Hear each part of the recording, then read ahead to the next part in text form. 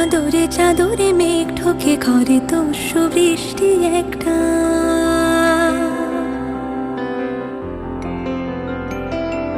ঠোঁটের কোনায় সুখ লেগে থাকে ভিজে যায় একা মাঠটা।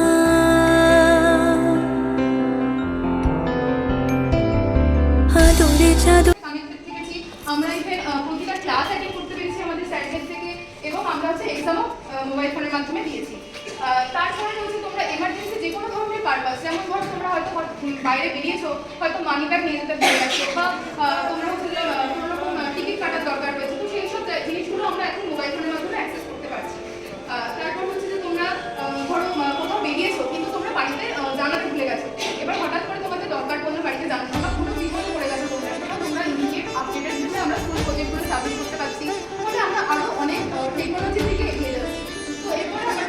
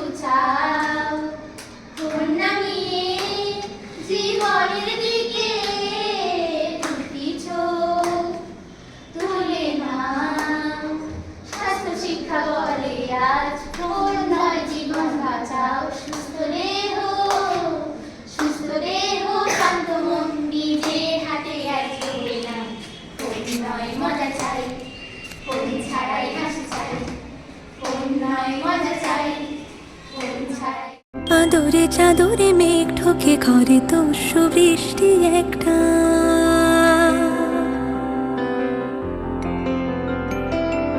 ঠোঁটের কোনায় সুখ লেগে থাকে ভিজে যায় একা মাঠটা।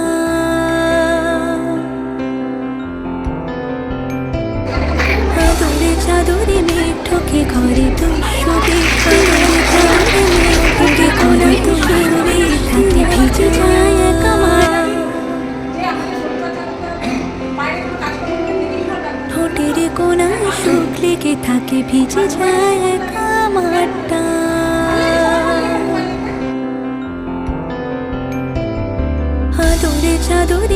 ঠোকে ঘরে দস্যু বৃষ্টি একটা, ঠোঁটের কোনায় সুখ লেগে থাকে ভিজে যায় একা আমার। চোখের চাদরে রোদের